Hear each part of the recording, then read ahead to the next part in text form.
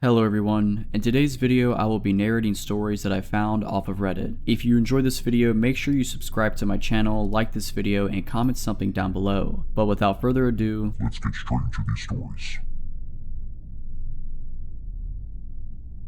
I was talking about this with my mom a couple weeks ago. Then I was telling a longtime friend. It's something that has always stuck with me, mostly because I don't know what came of the case. I was never called to testify, still don't know what happened or why I was stalked for months and then almost kidnapped. But now I think I have possibly found one answer. This happened in Texas. I was an 11-year-old girl at the time and we had a family friend's daughter living with us. I also have an older brother. Both of them were in high school, end of the school year, so they had after school things going on. My mom was working for our school transportation. She still works there. My dad also was working in Dallas. I wasn't always by myself, only 2 days a week. Never long either, maybe an hour. We lived in what we call the boondocks, nothing but back roads at that time with few houses in one direction town and the other. We lived out in the country about 2 miles from town. Our driveway was very long, about 1/8 of a mile. One day happens to be a day that I was by myself and remember seeing a red or maroon 4-door car with a man and a woman sitting in it about a mile from my house. On the road we lived on, if you came from the town side, we were the last house with the longest driveway. The bus always came from the other direction, the back road side, so you would pass like a trailer park. Best way to describe it, because that's what it reminds me of, but the house aren't like side by side but plenty of houses. You pass that and there are no other houses until you come to mine. The car was sitting in between the trailer park and my house. So I get home from school and I get off the bus and see the car driving up behind the bus. So I kinda take off in a sprint because I didn't feel right about them, just got a feeling. I get about halfway up the driveway. I turn around and the car is sitting at the end of my driveway in the road watching me. So then I take off running to the house and get in and lock the door. I go to a window and look out, noticing they're gone. When my mom and the other two get home, I tell them what happened. We make a police report. Almost every day for the first week, even when the other two were with me, we saw the car. They didn't do anything creepy when they were home, but they were still there every day. When I was by myself, they would do the same thing, sit and watch me. Well, I'm assuming they caught onto the routine of after school things. I only saw them after the first week on the days the two wouldn't be with me. Not only myself, but my bus driver noticed the car got closer to my house each day. One day they were so close to my house, I mean like right at the driveway, that the bus driver dropped me off and sat at the end of my driveway until I got close enough to the house to be safe. He did that every time we saw the car. This went on for about 2 months. Well, one night, it was a weekend. To this day, I still like to sit outside to listen to music. So I'm sitting outside listening to my boombox. I hear a car door slam, so I still look around. Again, we lived in the country, so the road and surrounding area is pitch black. Expect the cow pasture to our left had one light like a street light, so he had paid to have it put in, not sure why, I'm glad he did. Sitting directly in, but at the end of our driveway is a car. I saw it because of the light in the pasture. It hit the headlights on the car just right. I'm not saying it's the same car and people, but given everything that happened, I'm 85% sure it was them. So I go in and tell my mom someone is sitting at the end of the driveway. Her and my dad go outside and again I hear a car door slam and the car started up and headlights come on. With our long driveway, my parents wouldn't have been able to chase the people down. So of course I couldn't sit outside at night anymore. Fast forward a couple days, maybe a week. No car. So it felt like everything was normal, hoping that was the end of that scary situation. So the bus is dropping me off at home. Our mailbox was across the street, so I went to check it. It was empty. I walk back and I'm in the driveway with my back to the road. I'm still close enough to the main road and out of nowhere I'm being grabbed from behind by a woman. She doesn't have a good enough grip on me, so I'm able to wiggle kind of free and I punched her in her face. She completely let go of me and I take off running down this forever long driveway. At this time I'm not skinny, I was 185 pounds, so it sucked running up that driveway. But I got home and I hid in my mom's closet until I hear her looking for me. She had this huge walk-in closet that went bathroom to bathroom, so plenty of hiding places. I'm crying and trying to tell her what happened. They call the police. They take a report. That's it. A couple days later, my mom tells me that there was almost another kidnapping in town right up the road from my house. It was a man and a woman in a red car. About a week later, in the next town over, there was almost another kidnapping at the school. A man and a woman in a red car. They were caught. Like I said in the beginning, nothing happened and I was never called to testify, and as far as I know, neither did the other two girls. Never heard anything about it again, and I asked my mom when we talked about it a couple weeks ago. She confirmed that nothing came of it. My kids don't leave the house without me now. I don't leave them by themselves.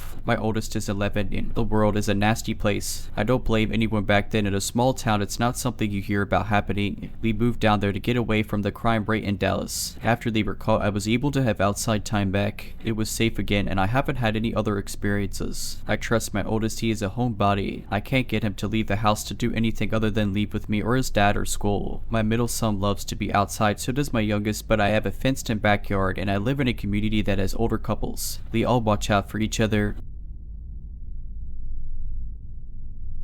If you're liking this video, all I ask is that you make sure to subscribe to my channel and like this video. Thank you.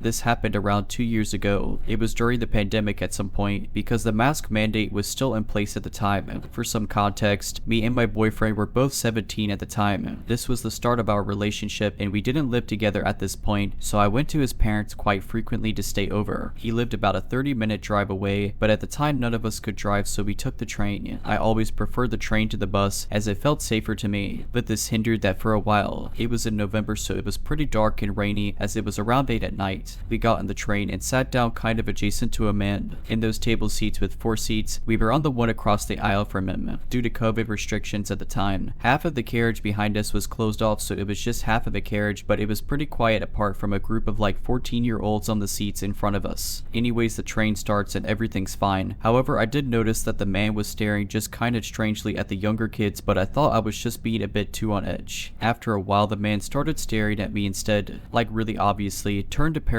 face us and just stare. I didn't look at him and just kept him in my line of sight while trying to draw my boyfriend's attention to it subtly, as I was starting to get quite anxious. It took a minute of awkwardly trying to point with my eyes before my boyfriend clocked what was happening, but just as he did and looked over at the guy, the man looked at us dead in the face and pulled his mask off and leaned forward and then coughed obnoxiously at us. At this point, I just kind of stared at my boyfriend and kind of laughed it off and started talking about something else to try and get the man's attention off of us, because he just gave me a really weird feeling. The man then said what's so funny, to which I ignored. We just ignored him the rest of the journey, but I was really nervous. I just felt like he was going to do something weird. Then after a while, the train was coming up to our stop. My boyfriend stood up and started to walk towards the doors, which were far away from where we were, as technically due to half the cart being closed. We were at the back. I was still like starting to stand up at this point, still in the booth on the back side, and the man stood up and then just stood right in front of where I was, blocking me from getting out and towering over me pretty much. At this point, I was really starting to panic and could feel myself starting to hyperventilate, but I told myself I'm just overthinking it, and he is just being a jerk and nothing more, and glanced around to try and see my boyfriend, but there were a few people now blocking the way. The guy stood there for like 2 minutes and completely ignored when I said excuse me, to the point I had to squeeze past nervously, to which he immediately turned around and followed behind. I finally caught up to my boyfriend near the first set of doors, the part that's a bit more open with the smaller fold down seats but still on the train carriage. The man still didn't pass us despite us moving right to the edge to let him go ahead. At this point, the train had arrived and stopped completely, and my boyfriend went through the first doors to where he was now in the smaller section between carriages, waiting on the door to open. Before I could even move to follow him, the man went into the same area and stood right up against my boyfriend, like fully pressing himself against him while he turns his head to just again stare right at me. It was so weird. At this point, I was just confused and nervous, so I just leaned forward and grabbed my boyfriend's hand and pulled him towards me back into the main area of the train. The guy, again, just stood there. He didn't get off the train or move to sit back down, so my boyfriend pulled me past him and we got off. Now, I was really panicking at this point, and had been since he blocked me in. I was visibly shaken up, and I considered speaking to the train ticket person who was away at the front of the train outside, but I thought I was being silly, and really he didn't do anything, and my boyfriend was really calm about it, so we just continued home. The way to my boyfriend's is like a 5-minute walk. There are 2 routes when you get off the train, a long way and a short way. The short way is easier but creepier as it goes through an alley with some bushes, so I told my boyfriend to go the long way, which really is like a 2-minute difference,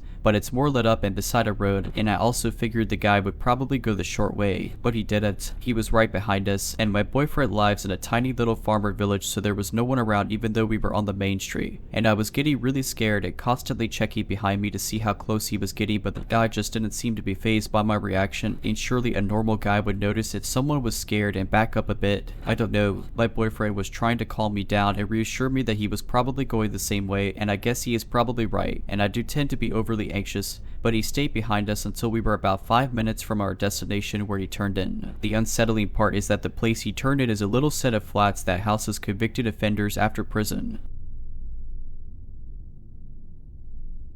This happened years ago when I was barely 14. My middle school and middle school best friend at a time organized a trip abroad to Great Britain, London to be exact. It's supposed to be a few days looking at London attractions, museums, and shops. It was fun, until it wasn't. For the day before we're supposed to leave and go home, we were brought to the streets with some interesting shops. From there we could see Golden Friday. We received free time for shopping. Our teachers and guide had a brilliant idea. They told us after the time for shopping ends we have to meet at a different street than this. In retrospect it was like 100 meters away, but they still should do that. Most of us have never been in London. We are barely speaking English. We don't have a map of the city. Roaming services don't work correctly. 90% of students got lost. I got lost with my best friend because we went in a complete opposite direction. We were both confused about the directions we were given. We were walking along some pavement and my friend was running ahead or staying behind to nervously look around. We didn't look like we were together because we were not interacting with each other. I guess that's why this next thing happened. My friend ran ahead and stopped to look around when I saw a black car approach me and match my speed. It was broad daylight. There were a lot of people around and no one reacted. I was confused. I didn't know what was happening. Then from the car stepped out a man and said, "You are nice, come with me," and then tried to grab me. The car was still running, so I suppose someone was still in it. I was stunned. I couldn't believe this was real. At that moment my friend ran behind me and grabbed me and dragged me away. We ran and tried to lose tail if a man or car followed us. After some time we stopped and my friend nervously cried. She asked why I didn't move when the man tried to catch me. I explained my deer in headlights moment. We cooled down and managed to ask some people for help, and we were found by our teachers. We didn't tell anyone there what happened. We were sure no one would believe us. After that, when we got back I told my parents and I never went on a trip organized by my school ever again. My mom considered all of that really unprofessional and irresponsible. Alright, but that's it. I hope you enjoyed this video. If you did, make sure to subscribe to my channel, like this video, and comment something down below. But as always, Have a nice day.